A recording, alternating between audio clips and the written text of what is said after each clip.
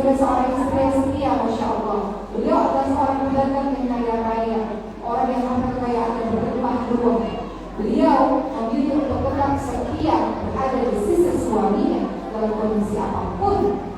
Bapak dan Ibu, mudah bagi kita berada di sisi pasangan kita pada saat pasangan kita kaya, pada saat pasangan kita sehat, pada saat pasangan kita berada. Tapi tidak semua istri yang bisa mendampingi pasangannya pada saat pasangannya dalam kondisi tidak ada, atau dalam kondisi sakit, dalam kondisi susah. Baru dulu saya, tapi Siti Khadijah bisa Siti Khadijah memilih untuk tetap berada di rumahnya, tetap berada dengan harta kekayaannya. Tapi Siti Khadijah tidak memilih hal itu. Siti Khadijah memilih tetap terus setia bersama dengan Rasulullah SAW.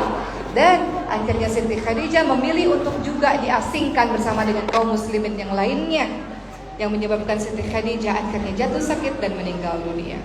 Tak beberapa lama, pamannya Nabi Muhammad SAW yang kita kenal dengan nama Abu Talib juga meninggal dunia. Dua orang yang meninggal dunia ini membuat kesedihan di dalam hati Rasulullah SAW. Kenapa sedih? Tadi sudah dijelaskan di awal.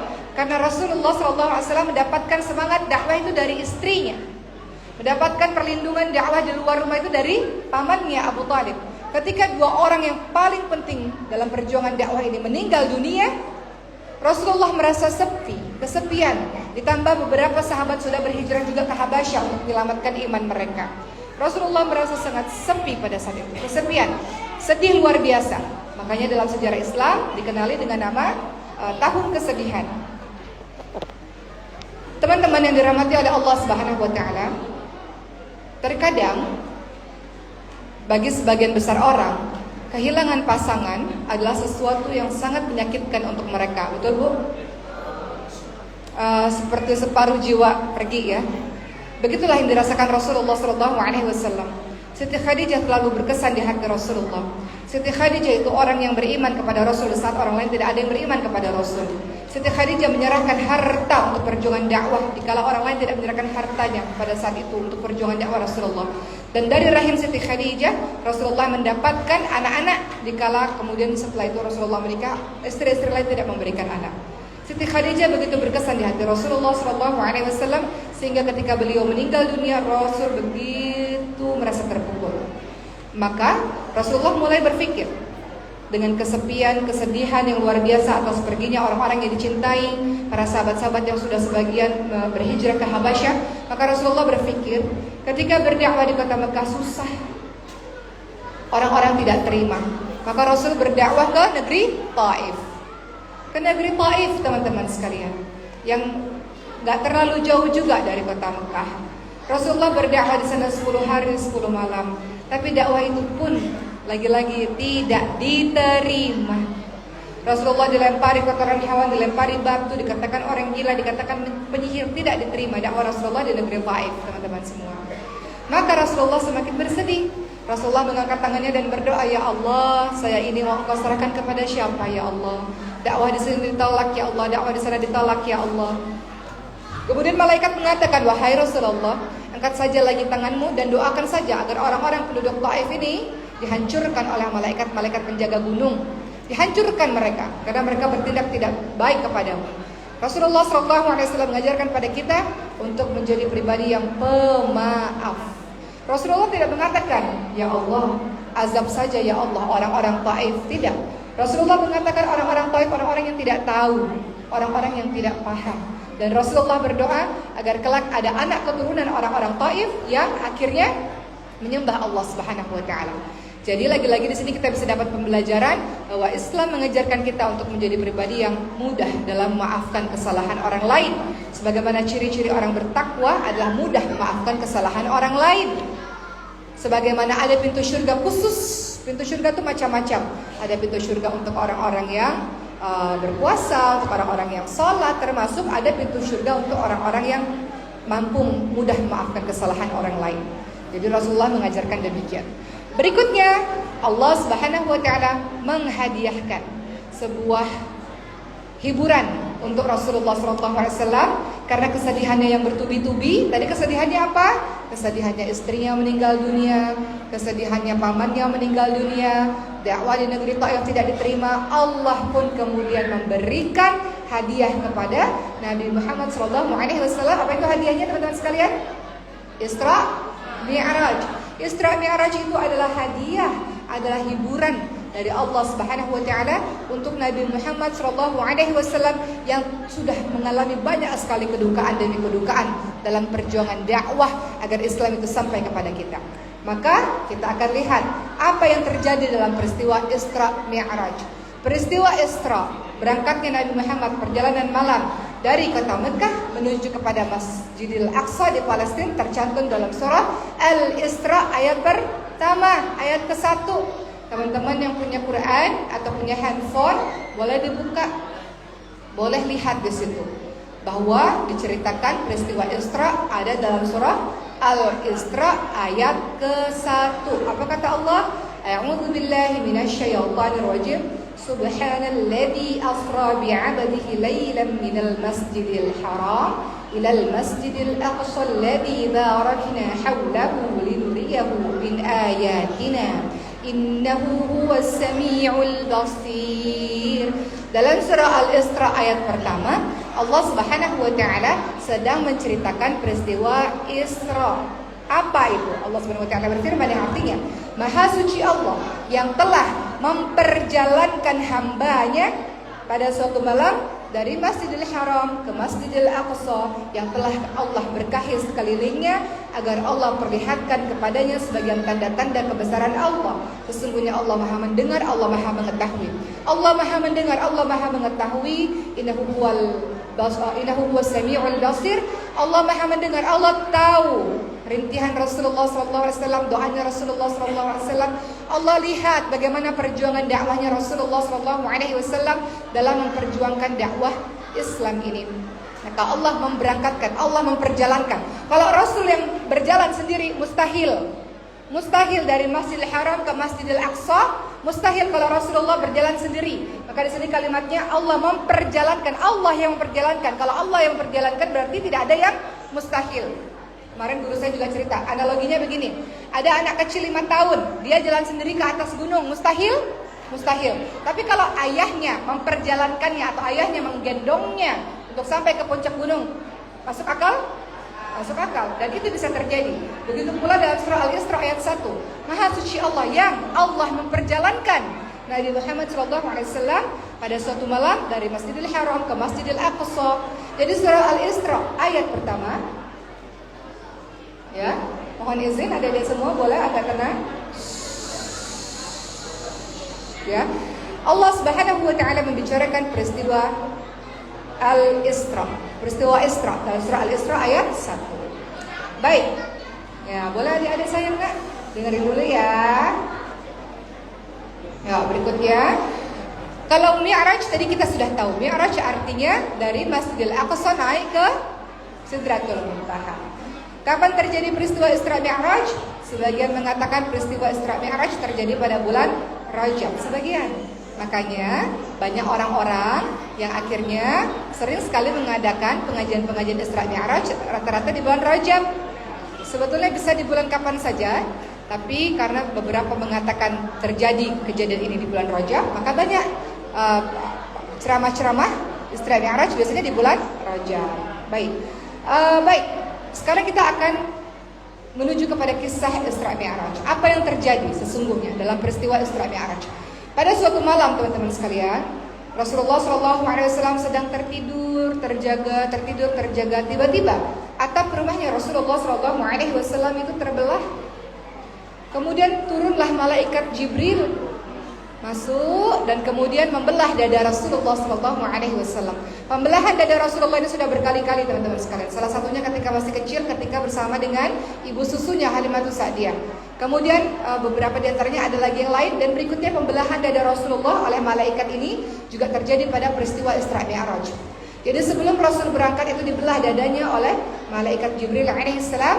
Malaikat Jibril mencuci dadanya Rasulullah SAW dengan air Zam-Zam. Kemudian malaikat Jibril membawa baskom dari emas yang berisi hikmah dan iman. hikmah dan iman itu dituangkan ke dada Rasulullah SAW. Kemudian dadanya Rasulullah ditutup kembali oleh malaikat Jibril. Jadi nggak ada di hatinya Rasul itu was-was, takut, sedih, benci, iri, dengki, marah, nggak ada. Itu sudah dibersihkan oleh malaikat Jibril alaihissalam. Kemudian setelah dada itu dibersihkan, teman-teman sekalian, disucikan, apa yang terjadi? Setelah itu malaikat Jibril datang itu bersama dengan burak, teman-teman sekalian. Seperti yang sudah teman-teman tahu, burak itu apa? Hewan putih yang tinggi, lebih tinggi dari keledai dan lebih kecil daripada kuda. Dan kalau dia melangkah sejauh mata memandang. Ibu-ibu kalau sejauh mata memandang itu jauh banget, Bu, ya enggak? Jauh sekali. Kita bisa lihat di ujung sana tuh, jauh. Begitulah langkahnya burak, ya, langkahnya burak. Kemudian Rasulullah naik ke atas burak itu, teman-teman sekalian, mulailah keberangkatan menuju kepada Masjidil Aqsa. Dari Masjidil Haram ke Masjidil Aqsa itu Rasulullah SAW singgah di beberapa tempat. Beberapa tempatnya apa?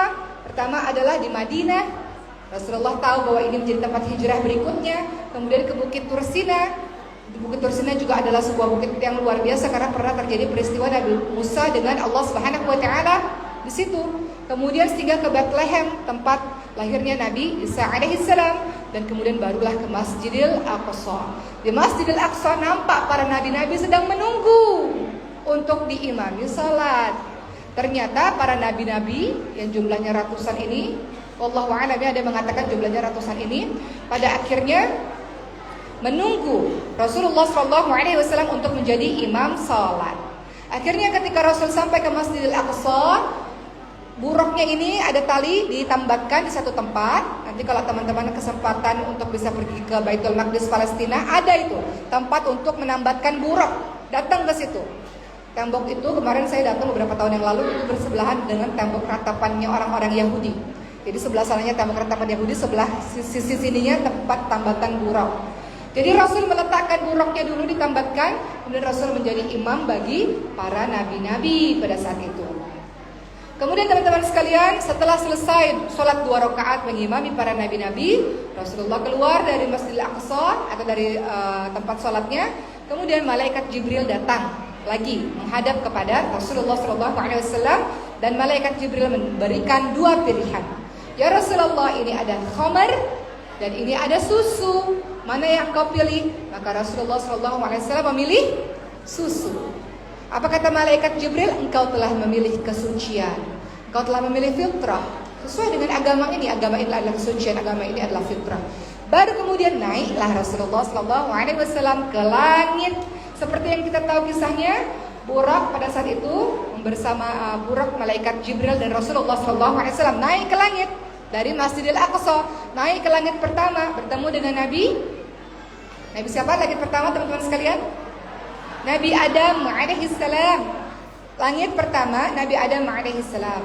Pada saat itu ketika sampai di langit pertama, Jibril alaihissalam ini menyapa para malaikat-malaikat di langit pertama. Malaikat bertanya, engkau ini siapa? Kata Jibril, saya ini Jibril. Engkau bersama dengan siapa? Saya bersama dengan orang yang diutus oleh Allah Subhanahu wa taala. Maka kemudian akhirnya di langit pertama itu Rasulullah SAW bisa berjumpa dengan Nabi Adam alaihissalam. Berikutnya di langit kedua, naik lagi ke langit kedua bersama dengan burak, bersama dengan malaikat Jibril alaihissalam. Sama pertanyaannya, engkau ini siapa? Kata Jibril, saya ini Jibril. Siapa yang bersamamu? Ini Muhammad. Apakah dia diutus oleh Allah Subhanahu wa taala? Betul, dialah yang diutus oleh Allah Subhanahu wa taala. Maka akhirnya para malaikat membuka pintu langit tersebut, dan kemudian Nabi Muhammad SAW bertemu dengan Nabi siapa, Bu? Nabi Isa alaihissalam dan Nabi Yahya bin Zakaria alaihissalam. Kemudian keduanya para nabi ini mendoakan Rasulullah SAW. Naik ke langit berapa? Langit ketiga. Ketika naik ke langit ketiga sama, malaikat tanya, engkau siapa? Saya Jibril. Sama siapa? Muhammad. Apakah Muhammad diutus oleh Allah Subhanahu wa taala? Betul. Dibuka pintu langit. Ketika di langit ketiga, Nabi Muhammad SAW bertemu dengan Nabi Yusuf alaihissalam. Ya. Nabi Yusuf alaihissalam. Sama Nabi Yusuf juga mendoakan kebaikan untuk Rasulullah SAW. Langit keempat bertemu dengan siapa ibu sekalian? Ketemu dengan Nabi Idris alaihissalam. Langit kelima bertemu dengan Nabi Harun alaihissalam. Naik ke langit keenam bertemu dengan Nabi Musa alaihissalam. Kemudian teman-teman sekalian, naiklah ke langit yang ketujuh. Sama tetap dengan Buraq, bersama dengan Rasulullah SAW, bersama dengan malaikat Jibril. Akhirnya naik ke langit ketujuh. Kemudian apa yang dilihat oleh Nabi Muhammad SAW? Nabi Muhammad SAW melihat Nabi Ibrahim alaihissalam yang sedang bersandar di Baitul Makmur. Apa itu Baitul Makmur? Ada yang tahu? Nabi Ibrahim alaihissalam sedang bersandar di Baitul Makmur. Apa itu Baitul Makmur? Rasulullah tanya, apa itu Baitul Makmur? Itu lagi bersandar di mana? Baitul Makmur namanya itu apa? Kemudian kata malaikat Jibril, ini adalah Baitul Makmur. Setiap hari Baitul Makmur ini dikunjungi oleh 70.000 para malaikat untuk melakukan sholat di sana. Jadi nggak cuma kita nih ibadah nih Bu, para malaikat-malaikat juga ibadah. Kalau kita ibadah di Ka'bah, menghadap Ka'bah, kalau malaikat-malaikat itu ibadah sholatnya di Baitul Makmur. Setelah mereka keluar, kata malaikat Jibril dari Baitul Makmur, mereka tidak akan kembali lagi ke tempat ini. Baitul Makmur, dalam hadis surat Bukhari Muslim dijelaskan demikian. Baik, teman-teman, Baitul Makmur ini sudah disebutkan oleh Allah Subhanahu wa taala dalam surah At-Tur. At-Tur ayat keempat. Ada kalimat wal baitil ma'mur.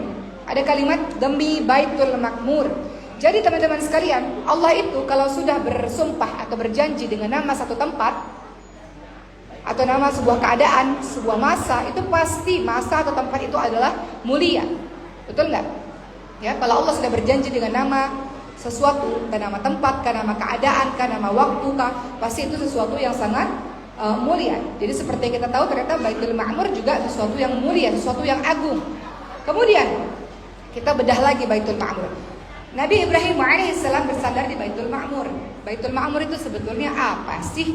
Baitul Ma'mur, teman-teman sekalian, Baitul Ma'mur adalah Ka'bah bagi para penghuni langit ketujuh. Jadi ini Masjidil Haram, itu di atas itu ada Baitul Ma'mur.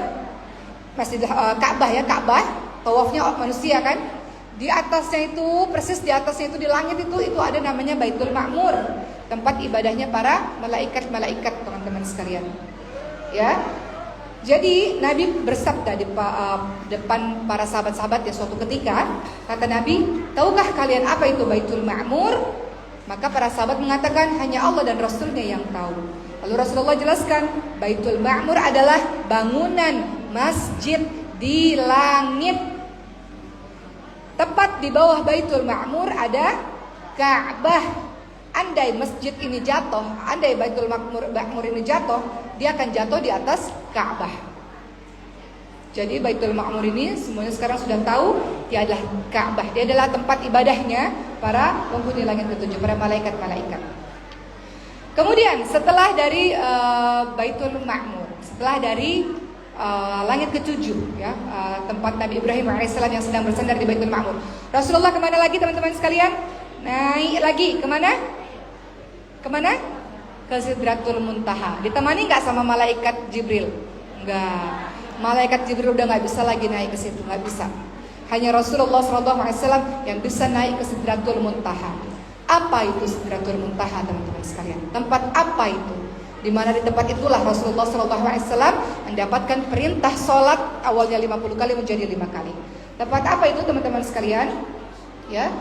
Kemudian pada akhirnya cerita ini dilanjutkan. Akhirnya Rasulullah SAW pergi ke Sidratul Muntaha tidak lagi dengan malaikat Jibril. Kalau malaikat Jibril tidak mampu lagi untuk naik ke Sidratul Muntaha, digambarkan Sidratul Muntaha itu dia memiliki daun-daun yang sangat lebar sekali, seperti telinga-telinga gajah.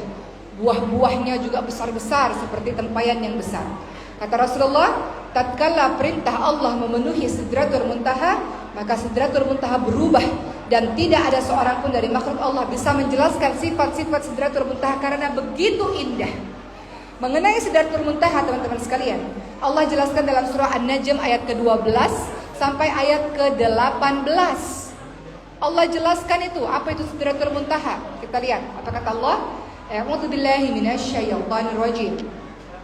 Afatumarunahu 'ala ma yara wa laqad ra'ahu nazlatan ukhra 'inda sidratil muntaha 'indaha jannatul ma'wa idh yakhsha as-sidrata ma yakhsha ma zaghal basar wa ma tagha laqad ra'a min ayati rabbihil kubra. Dalam surah An-Najm ayat 12 sampai 18, Allah menceritakan tentang apa itu Sidratul Muntaha, teman-teman sekalian. Apa artinya? Apakah kalian orang-orang musyrik hendak membantah tentang apa yang dilihat oleh Rasulullah SAW?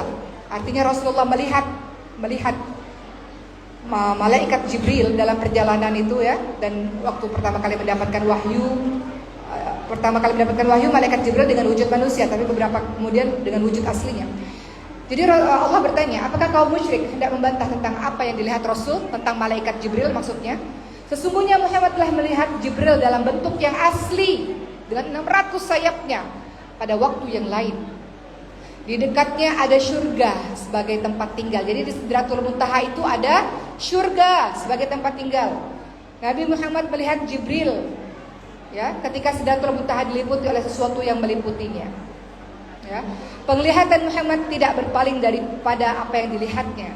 Sesungguhnya dia telah melihat sebagian tanda-tanda kekuasaan Tuhannya yang paling besar. Jadi malaikat Jibril ini menunjukkan wajah aslinya di beberapa waktu, teman-teman sekalian. Salah satunya pada peristiwa di Isra Mi'raj ini. Tapi ketika bertemu dengan Allah, malaikat Jibril tidak ikut ya, teman-teman sekalian. Ketika naik ke langit, malaikat Jibril ikut. Tapi ketika bertemu dengan Allah, Rasulullah bertemu dengan Allah, malaikat Jibril tidak ikut. Jadi di sini kita lihat, teman-teman sekalian, Sidratul Muntaha yang dimaksud adalah ia seperti pohon besar, sangat besar, yang berada di langit ketujuh. Itu Sidratul Muntaha. Dan Sidratul Muntaha itu adalah batas akhir dari sebuah perjalanan. Kadang kan kalau kita ngelihat langit ini, langit ujungnya mana sih? Angkasa ini ujungnya mana sih? Bener gak? Peneliti itu meneliti angkasa ini udah nggak tahu lagi. Ini ada galaksi lagi lainnya, ada galaksi lainnya. Ujungnya kemana ini? Nggak ada yang tahu. Ternyata di sini disebutkan Sidratul Muntaha merupakan batas akhir dari sebuah perjalanan. Tidak ada satu makhluk pun yang pernah melewatinya kecuali Rasulullah SAW. Di dekat Sidratul Muntaha ada surga Al-Ma'wa, yakni tempat tinggal arwah orang-orang mukmin yang bertakwa. Begitulah teman-teman sekalian. Jadi kita lihat di sini ya. Kalau membahas surah An-Najm tadi, surah An-Najm ayat ke-12 sampai ke-18, di sini kita bisa lihat bahwa Rasulullah SAW melihat malaikat Jibril dalam bentuk asli sebanyak 2 kali. Yang pertama ya, ketika malaikat Jibril itu di atas ufuk ya, di bawah langit dunia, Jibril itu mendekat kepada Rasulullah SAW untuk menyampaikan wahyu. Itu yang pertama kali. Ketika malaikat Jibril itu di langit dunia menampakkan wajah aslinya. Itu pertama kali sampai Rasul ketakutan. Yang akhirnya Rasul bilang, selimuti aku wahai Khadijah, selimuti aku wahai Khadijah. Karena Rasul melihat malaikat Jibril. Yang kemudian yang kedua, Rasulullah SAW melihat malaikat Jibril dalam bentuk yang asli di langit. Ya, pada saat beliau menjalani peristiwa Isra Mi'raj. Begitu ya teman-teman sekalian. Dan kita tahu bahwa Sidratul Muntaha seperti yang sudah dijelaskan tadi, sesuatu yang sangat besar, sangat indah, gemerlap warnanya, tidak ada yang bisa menggambarkan keindahannya secara rinci. Dan Nabi Muhammad pandangannya tidak menoleh-menoleh ketika sudah sampai Sidratul Muntaha. Ini menunjukkan adab Rasulullah yang sangat luar biasa. Dan Rasulullah selain mendapatkan perintah salat dari Allah SWT, Rasulullah juga melihat syurga dan neraka. Rasulullah lihat orang-orang yang jahat, bagaimana balasan Allah terhadap orang-orang yang jahat di nerakanya Allah, bagaimana orang-orang mendapatkan ganjaran-ganjaran dalam syurganya Allah Subhanahu wa taala. Maka sebelum kita lanjutkan kisah ini, kita akan lihat ternyata Sidratul Muntaha itu beberapa sifatnya adalah, atau beberapa keadaannya adalah, Sidratul Muntaha bentuknya seperti pohon, layaknya pohon bidara.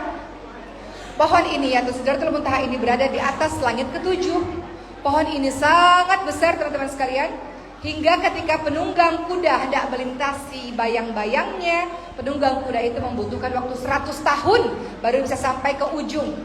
Artinya luas sekali Sidratul Muntaha. Sidratul Muntaha juga punya daun-daun yang sangat besar, sangat lebar, dan buah-buahan yang juga sangat besar dan sangat lebar. Daun Sidratul Muntaha itu seperti telinga gajah ya, dan buah-buahnya seperti tempayan tadi yang sangat besar. Kemudian di Sidratul Muntaha itu dalam hadits riwayat Tirmidzi dijelaskan terdapat laron-laron emas. Dan pohon Sidratul Muntaha itu sangat-sangat indah. Tidak ada manusia manapun yang mampu menggambarkan keindahannya, dan dekat Sidratul Muntaha ada syurga. Itu gambaran tentang Sidratul Muntaha, teman-teman sekalian. Berikutnya, ketika sudah sampai di Sidratul Muntaha, apa yang terjadi? Nabi Muhammad SAW bertemu dengan Allah Subhanahu wa taala, dan Allah memberikan perintah salat langsung tanpa perkara malaikat Jibril. Kenapa? Saking agungnya perintah ini. Kalau perintah-perintah yang lainnya semuanya melalui perantara malaikat Jibril, tapi khusus perintah salat tidak lagi dengan perantara, langsung kepada Rasulullah SAW. Pada saat itu mendapatkan perintah salat 50 kali. Rasul taat, Rasul dengar apa yang jadi perintah Allah. Rasul turun ke langit ke-6 bertemu dengan Nabi Musa. Nabi Musa AS mengatakan, minta lagi sama Allah kurangi, karena aku sudah mencoba kepada umatku untuk beribadah kepada Allah yang banyak, tapi umatku tidak mau melakukannya. Umatku Bani Israel, kata Nabi Musa alaihissalam. Jadi Nabi Musa ini peduli kepada Rasulullah dan kepada kita. Nabi Musa tahu dalam satu hari satu malam gak mungkin kita bisa melaksanakan sholat 50 kali. 5 kali aja kadang-kadang masih bolong-bolong sebagian orang. Jadi Masya Allah, setelah itu Rasulullah dengar apa yang menjadi nasihat Nabi Musa alaihissalam, sehingga Rasulullah SAW pada akhirnya kembali lagi kepada Allah Subhanahu wa taala, minta di diskon, di korting, sehingga menjadi 5 kali. Datang lagi ke Nabi Musa. Kata Nabi Musa, 5 kali itu masih banyak, terlalu banyak. Ada pasti nanti umatmu itu yang tidak melaksanakannya. Betul gak tuh? Masih ada gak orang tidak melaksanakan sholat 5 waktu, Bu? Setelah Rasul bolak-balik minta sama Allah, turunin lagi Allah, sampai sudah 5 waktu, kata Nabi Musa, minta lagi keringanan, karena pasti banyak juga umat-umatmu nanti yang tidak melaksanakan sholat itu. Kemudian kata Nabi Musa, Nabi Ibrahim, Nabi Muhammad, beliau malu, sudah terlalu banyak, minta keringanan kepada Allah Subhanahu wa taala. Akhirnya teman-teman sekalian, apa kata Rasulullah SAW?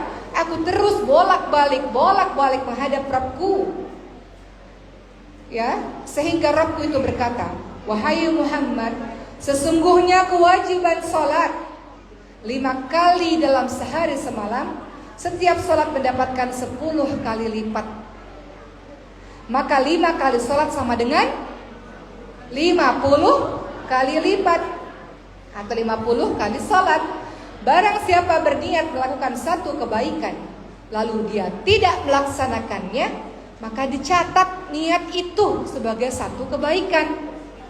Dan kalau dia melaksanakan kebaikan itu, dicatat 10 kebaikan. Sebaliknya, kalau dia berniat melakukan sebuah keburukan, niatnya tidak dicatat oleh Allah Subhanahu wa taala. Tapi kalau dia melaksanakan keburukan, dicatat berapa kali, Bu?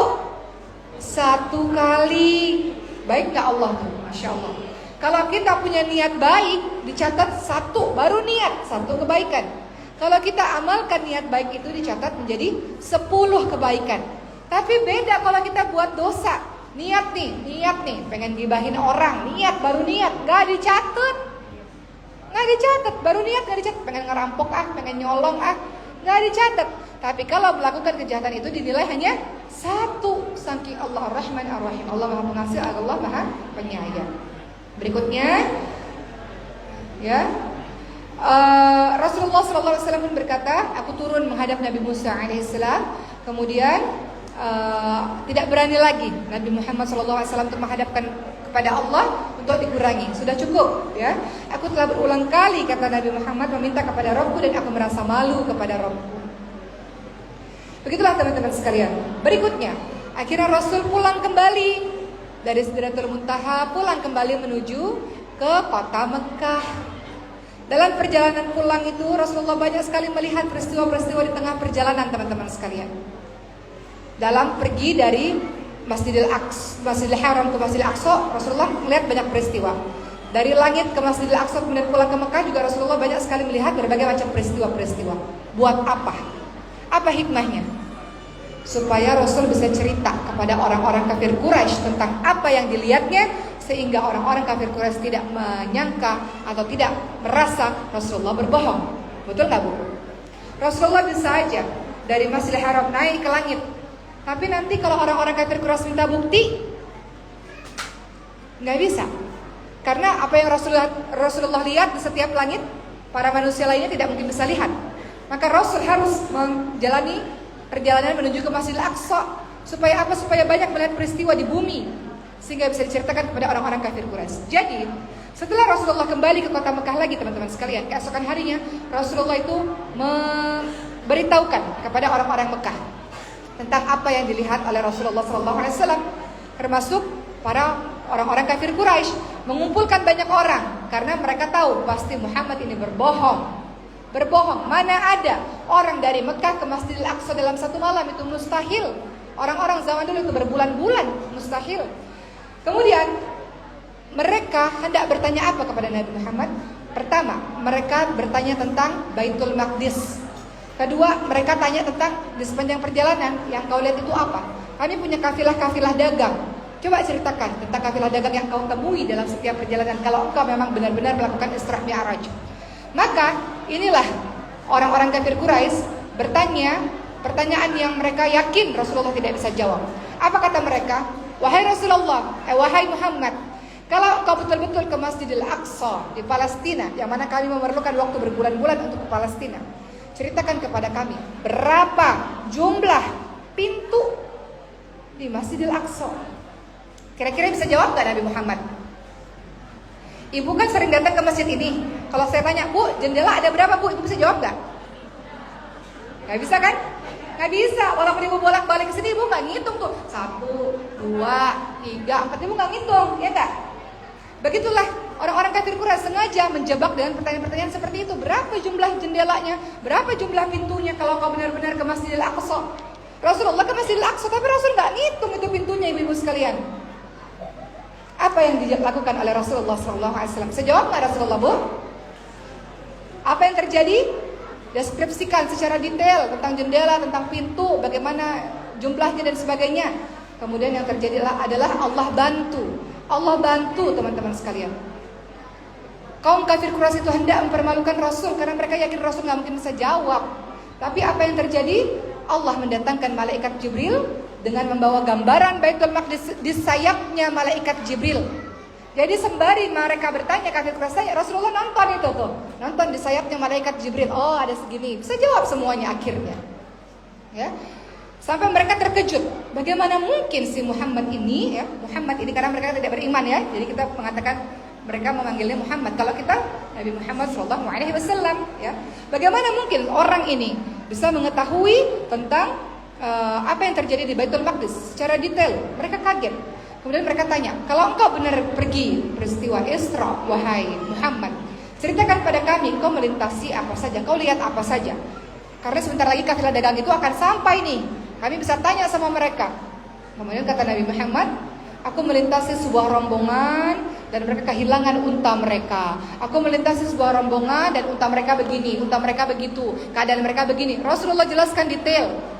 Sampai kemudian ada yang melaporkan dan cross check, bertanya kepada kafilah dagang, itu betul semua apa yang diucapkan oleh Rasulullah SAW. Apakah mereka percaya, ibu-ibu semua? Percaya nggak kira-kira? Setelah mendapatkan banyak bukti, apa yang dikatakan oleh mereka setelah mendengar hal itu semua dan semuanya akurat, semuanya benar, apa kata mereka?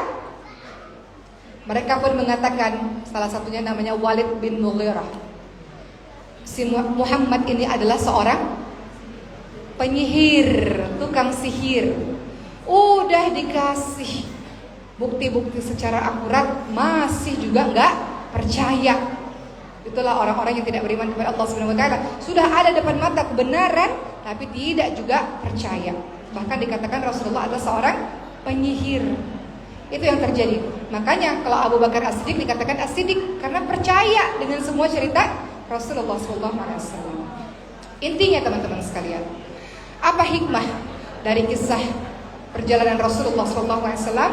Yang pertama adalah hikmahnya Isra Mi'raj ini menunjukkan tingginya derajat kehambaan. Kita ini seorang hamba yang tinggi derajatnya kalau kita bertakwa. Makanya dalam surah Al-Isra ayat 1, kalimat yang dipakai itu Allah memperjalankan hambanya. Ya, ada kalimat abdun, hambanya. Allah memperjalankan hambanya. Di sini sedang menunjukkan yang dimaksud sebagai hamba itu tinggi derajatnya kalau dia orang-orang yang bertakwa. Itu hikmah yang pertama. Menunjukkan tingginya derajat kita nih, kehambaan hamba-hamba Allah ini kalau dia bertakwa. Kemudian yang kedua, hikmah dari Isra Mi'raj adalah ini menjadi sebuah bekal dakwah supaya Rasulullah semakin tangguh dalam berdakwah. Rasulullah manusia biasa, kadang rasa lelah, kadang rasa mungkin gak ini ya Allah Subhanahu wa taala. Tapi peristiwa Isra Mi'raj dengan Rasul bertemu dengan seluruh nabi-nabi, di tingkatan langit ketemu lagi dengan nabi-nabi lainnya, melihat surga dan neraka, bertemu dengan malaikat Jibril lagi, bertemu dengan mendapatkan perintah salat, itu semakin menguatkan Rasulullah untuk tidak pernah berhenti berdakwah. Menguatkan Rasulullah SAW. Walaupun dalam dakwah pasti ada ujian bertubi-tubi. Namanya dakwah itu tidak mudah, betul nggak ibu-ibu sekalian? Ibu-ibu dakwah di majelis ta'lim ini juga tidak mudah, betul nggak? Pasti ada ujian itu pasti ada.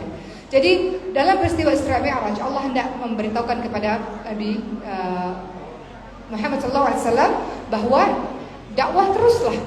Ini semakin menguatkan engkau untuk terus berdakwah, tidak berhenti. Ketiga, hikmahnya adalah menyampaikan kebenaran walau itu pahit. Rasulullah menyampaikan kebenaran peristiwa Isra Mi'raj walaupun Rasul tahu banyak orang-orang yang tidak percaya dengan Rasulullah SAW, tapi kebenaran tetap harus diceritakan. Maka ini menceritakan atau menunjukkan bahwa menyampaikan kebenaran walaupun itu pahit. Kemudian yang keempat, apa hikmah dari Isra Mi'raj? Menunjukkan bahwa iman yang paling sempurna keimanannya adalah keimanan dari Abu Bakar As-Siddiq radhiyallahu anhu. Makanya Rasul katakan, laki-laki yang paling aku cintai adalah Abu Bakar As-Siddiq radhiyallahu anhu. Karena Abu Bakar membenarkan semua cerita Rasulullah di saat banyak orang-orang lain yang murtad. Banyak orang-orang lain yang gak percaya dengan kisah Rasulullah pada peristiwa Isra Mi'raj, gak percaya. Tapi Abu Bakar As-Siddiq apapun yang dikatakan Rasul saya percaya. Maka dikatakan Abu Bakar As-Siddiq. Namanya akhirnya As-Siddiq, ya, orang yang percaya kepada cerita-cerita Nabi Muhammad SAW, sahabat terbaiknya Rasulullah. Yang kelima, apa hikmah dari Isra Mi'raj? Menjelaskan bahwa syariat nabi-nabi terdahulu terhapus dengan syariat Nabi Muhammad SAW. Ini dibuktikan ketika Nabi Muhammad menjadi imam sholat bagi para nabi-nabi lainnya. Artinya adalah syariatnya Nabi Muhammad SAW, apa yang dibawa Nabi Muhammad dengan Quran, itu menghapus syariat-syariat nabi-nabi sebelumnya. Jadi Al-Quran itu sempurna, sudah sempurna, menyempurnakan kitab-kitab terdahulu. Begitu maksudnya. Keenam, dalam peristiwa Isra Mi'raj hendak diajarkan keistimewaan Masjidil Aqsa. Kita diminta peduli. Masya Allah teman-teman sekalian, kita diminta peduli untuk teman-teman kita di Masjidil Aqsa. Teman-teman, saya baru bersama dengan teman-teman lainnya, kami baru buat film namanya Haya 2. Pernah nonton film Haya 1 tentang Palestina? Ada film Haya 2 insya Allah nanti akan launchingnya beberapa minggu lagi. Di situ diceritakan anak-anak Palestina itu tidak bisa diadopsi. Kenapa? Kenapa Bu? Anak-anak Palestina nggak bisa diadopsi. Kenapa? Karena di darah mereka mengalir. Di darah mereka itu adalah darah-darah untuk menjaga Masjidil Aqsa. Jadi anak-anak Palestina nggak boleh dibawa, teman-teman sekalian. Kita nggak boleh adopsi karena mereka memang bertugas untuk menjadi penjaga Masjidil Aqsa. Artinya kita bukan frontliner, kita bukan garis terdepan ya untuk melindungi Aqsa. Tapi artinya Allah minta kita untuk peduli kepada Masjidil Aqsa. Masjidil Aqsa tidak hanya peristiwa Isra Mi'raj, tapi kiblat pertamanya umat Islam. Kita diminta juga untuk mengingat terus tentang Masjidil Aqsa. Kalau kita nggak bisa menyumbang secara harta, maka banyak doa untuk saudara-saudara kita yang masih dijajah sampai hari ini, khususnya di Gaza, Palestina. Itu ya Bu. Jadi dalam peristiwa Isra Mi'raj menjelaskan tentang keistimewaan Masjidil Aqsa. Masjidil Aqsa. Berikutnya yang ke-7. Yang ke-7, hikmah dari Isra Mi'raj adalah Islam merupakan agama yang suci. Ini terbukti ketika Nabi Muhammad memilih susu. Bahwa Islam agama yang suci, agama yang fitrah, agama yang bersih. Teman-teman sekalian ya, itu menunjukkan hal demikian. Yang kedelapan tentu saja peristiwa Isra Mi'raj mengajarkan pada kita tentang pentingnya Salat tiang agama, salat mencegah perbuatan keji dan mungkar. Kata Rasul, orang yang salat seperti dia menceburkan dirinya ke kolam sehari 5 kali, pasti dia bersih. Jadi umat Islam membedakan orang Islam dan orang yang tidak beriman adalah dari salatnya. Jadi mudah-mudahan peristiwa Isra Mi'raj mengingatkan pada kita untuk betul-betul sungguh-sungguh dengan salat kita. Dan kemudian teman-teman sekalian, hikmah berikutnya adalah Rasulullah hendak mencapai sebuah fase yang baru dalam berdakwah, yaitu mendirikan negara Islam di Madinah. Maka peristiwa Isra Mi'raj ini adalah memurnikan barisan orang-orang yang beriman kepada Rasulullah SAW. Karena dalam sebuah kelompok itu biasanya ada orang-orang munafik, ya Bu. Ada orang-orang yang dia menghancurkan, itu bahaya sekali. Orang munafik itu letaknya di keraknya neraka, bawah sekali. Kenapa? Orang munafik ini mengerikan. Dia serupa dengan kita, tapi sebetulnya dia menghancurkan dari dalam. Tapi peristiwa Isra Mi'raj itu memfilter mana orang-orang yang sungguh-sungguh beriman kepada Allah SWT dan Rasulnya, bersama-sama akan hijrah ke Yathrib Madinah, mana orang-orang yang akhirnya keluar dari agama Allah. Karena nggak semua orang percaya dengan peristiwa Isra Mi'raj, teman-teman sekalian. Jadi banyak orang-orang yang keluar daripada agama Allah SWT. Adapun mereka yang imannya kuat, sungguh-sungguh percaya kepada Allah dan Rasulnya, maka Rasul tahu, inilah orang-orang yang akan membersamaiku dalam perjuangan dakwah di kota Madinah nanti. Begitulah teman-teman sekalian sekilas tentang perjalanan dari Isra Mi'raj. Terakhir mungkin yang ingin saya sampaikan kepada teman-teman semua, ada satu kalimat yang diajarkan Nabi Ibrahim alaihissalam ketika bertemu dengan Rasulullah SAW ketika masa Isra Mi'raj. Apakah kalimat yang diajarkan oleh Nabi Ibrahim alaihissalam itu? Sebuah kalimat yang kita bisa amalkan dalam kehidupan kita sehari-hari, teman-teman sekalian. Apa kata Nabi Ibrahim? Perintahkan pada umatmu ya Muhammad membiasakan untuk memperbanyak zikrullah, memperbanyak zikir yang nantinya ia akan menjadi taman-taman surga yang tanahnya begitu subur, lahannya begitu luas. Kemudian Rasul tanya, apa itu? Yang menjadi tanaman surga itu apa? Kemudian kata Nabi Ibrahim alaihissalam, ajarkan pada umatmu kalimat la haula wala quwwata illa billah. Ucapkan kalimat itu setiap saat, sesering mungkin. Jadi dalam peristiwa Isra Mi'raj ada satu kalimat yang diajarkan Nabi Ibrahim alaihissalam kepada Nabi Muhammad SAW untuk disampaikan kepada kita untuk senantiasa mengatakan kalimat la haula wala quwwata illa billah. Apa maknanya la haula wala quwwata illa billah sampai ini menjadi sedemikian penting untuk kita di dalam lisan kita dan keyakinan kita tentang kalimat ini? Lihat artinya. Tidak ada kekuatan, tidak ada daya dalam menjauhi maksiat. Jadi kita bisa menjauhi maksiat itu karena pertolongan Allah. Teman-teman benci kepada perbuatan dosa yang dulu pernah kita lakukan itu karena Allah yang kasih pertolongan. Kita benci untuk zina, kita benci untuk mabuk-mabukan, kita benci untuk berjudi, kita benci untuk zalim sama orang, kita benci untuk jahat, kita benci untuk melakukan maksiat lainnya, itu karena Allah yang kasih pertolongan. Berikutnya maksudnya juga adalah dan tidak ada upaya, tidak ada kekuatan menjalankan ketaatan melainkan juga dengan pertolongan Allah. Dan juga diajarkan kita bisa sholat karena Allah kasih pertolongannya kepada kita. Teman-teman datang ke masjid ini karena Allah yang meringankan langkah teman-teman. Kenapa begini? Karena nanti jangan sampai seperti Korun.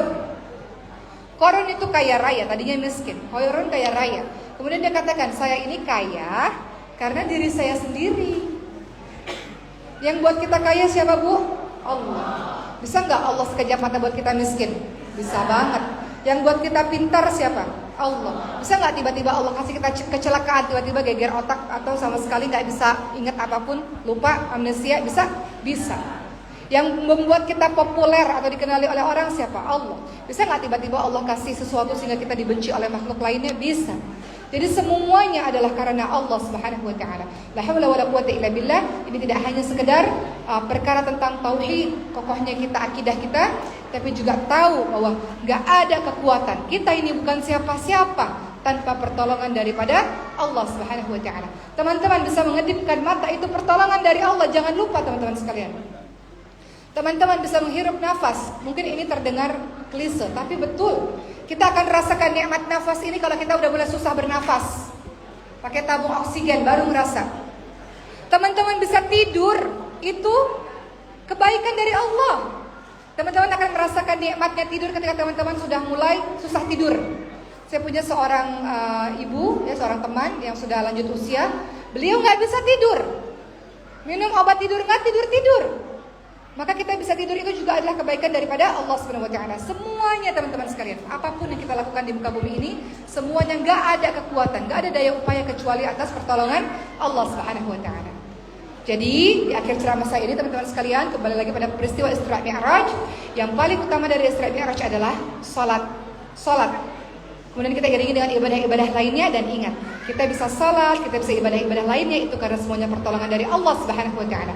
Jadi minta sama Allah, ya Allah, saya mau di bulan Sya'ban ini, ya Allah, saya mau memperbanyak puasa. Rasul banyak puasa di bulan Sya'ban, betul? Saya mau banyak sedekah, ya Allah. Saya mau salat sunnah saya lebih banyak, ya Allah. Minta sama Allah Subhanahu Wa Taala untuk kita bisa berada di jalan Allah ini, insya Allah. Dan jangan sekali-kali mengatakan semuanya gara-gara saya sendiri, usaha saya sendiri, sombong. Tak boleh kita sombong. Begitulah teman-teman sekalian, mudah-mudahan ceramah pada hari ini bisa menambah sesuatu yang baru untuk kita, atau sebuah informasi yang baru untuk kita. Dan yang paling penting daripada itu semua, kita ambil hikmah dari Isra Mi'raj. Jadi nanti kalau ada adik-adik kita, anak-anak kita yang tanya tentang Isra Mi'raj, kita bisa ceritakan kepada mereka, dan kita bisa ambil hikmah bahwa hikmah memang sholat, tapi ada hikmah yang besar daripada itu semua. Perintah sholat, kepedulian terhadap Palestina, keyakinan kepada Allah dan Rasulnya, itu semua diajarkan dalam peristiwa Isra Mi'raj. Kekuatan untuk terus berada dalam jalan kebaikan, dalam jalan dakwah, itu diajarkan dalam peristiwa Isra Mi'raj. Kesedihan pasti Allah ganti dengan kebahagiaan, itu juga diajarkan dalam peristiwa Isra Mi'raj. Begitulah teman-teman sekalian, terima kasih atas perhatiannya pada hari ini. Semoga bisa dipahami, dan semoga Allah jaga salat kita, insya Allah. Isra Mi'raj sudah kita dengar perintahnya salat, jadi semoga kita bisa menjaga salat kita. Sebagaimana dalam surah Al-Mu'minun, ciri-ciri orang yang saleh itu adalah orang-orang yang salat, yang khusyuk dalam salatnya, yang sungguh-sungguh dalam salatnya. Cara khusyuk salat adalah kita merasa bahwa itu adalah salat terakhir kita. Kita pasti sungguh-sungguh dengan salat kita. Kalau kita tahu zuhur nih, mau salat kan, jam 2 kita tahu waktu kita habis, jam 2 kita meninggal dunia, misal. Kan nggak ada yang tahu ya Bu, banyak kematian mendadak kan. Kita pasti sholat sungguh-sungguh nanti jam 1 siang nanti, atau jam 12 siang nanti, betul nggak? Karena kita tahu itu sholat terakhir kita. Maka yang dimaksud sholat khusyuk, kita mau sholat khusyuk adalah sholat yang tidak hanya sekedar tenang dalam gerakan, paham dalam bacaan, tapi kita merasa bahwa itu adalah sholat terakhir kita. Maka kita akan khusyuk dan sungguh-sungguh dalam beribadah kepada Allah SWT. Baik teman-teman sekalian, alhamdulillahirrabbilalamin. Selesai sudah tausiah saya pada hari ini. Saya akan menayangkan satu video kepada teman-teman sekalian, rangkaian perjalanan